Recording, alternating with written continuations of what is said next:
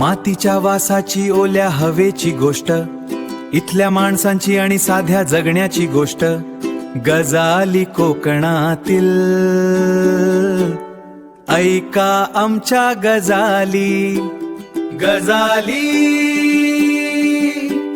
गजाली कोकणातील.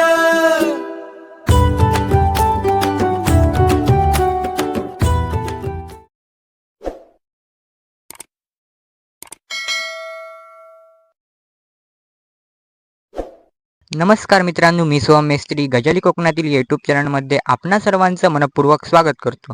तर मित्रांनो, गुरुमाऊली प्रतिष्ठान दाबोली यांच्या आयोजनातून या ठिकाणी महासंकल्पाचा महायज्ञ सोहळा या ठिकाणी साजरा होत आहे. तर आपल्यासोबत आहेत कळंगुटकर सर. आपण त्यांना विचारूया. तर सर, या संकल्पनेविषयी आपण काय सांगू शकाल?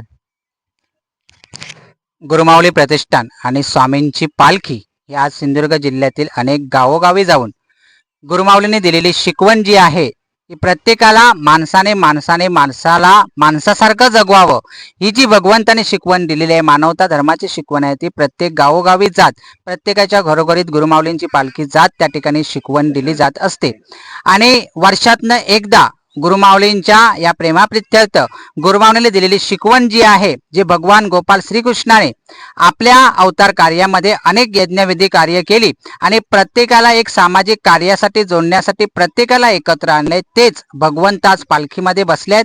भगवान गोपाल श्रीकृष्ण श्री स्वामी समर्थ महाराज ही गुरुमाऊलींची पालखी प्रत्येकाच्या घरोघरी जात असताना एका 5 ते 6 गावांना एकत्र करण्यासाठी हा सोहळा सुद्धा होत असतो. यावर्षी हा सोहळा साळगावमध्ये होतोय आणि साळगावमधील प्रत्येक व्यक्तीने या महायज्ञ सोहळ्यासाठी बसावं आणि आपल्या आयुष्यातला हा कर्मयज्ञ आपण प्रत्येकाने करावा.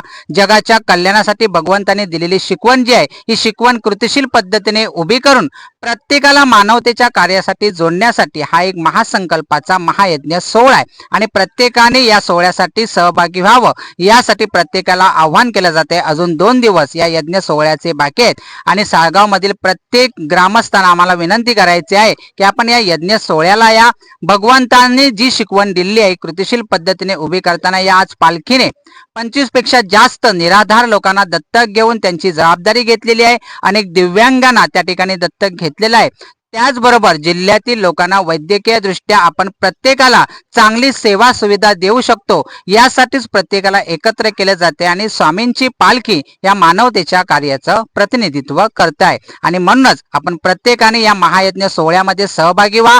या महायज्ञ सोहळ्याच्या निमित्ताने भजन स्पर्धांचं आयोजन सुद्धा आपल्याला 20 तारखेला केलेलं आहे. संध्याकाळी 6 वाजल्यापासून या भजन स्पर्धा सुरू होणार आहेत. आपण प्रत्येकाने या भजन स्पर्धांचं आयोजन जे केलेलं आहे, आपण प्रत्येकाने या भजन स्पर्धांचा लाभ घ्यायचा आहे आणि मानवतेच्या कार्यासाठी आपण प्रत्येकाने एकत्र कारण याच पंचक्रोशीमध्ये गुरुमाऊलींचं कार्य आपण या ठिकाणी तुमच्या प्रत्येकाच्या सहकार्याने आपण मोठं करणार आहोत. आपण प्रत्येकाने एकत्र यावं असं आवाहन गुरुमाऊली प्रतिष्ठानच्या वतीने आपणास करत आहोत. धन्यवाद. तर मित्रांनो, चला तर मग पाहूयात या अभूतपूर्व सोहळ्याची छोटीशी झलक.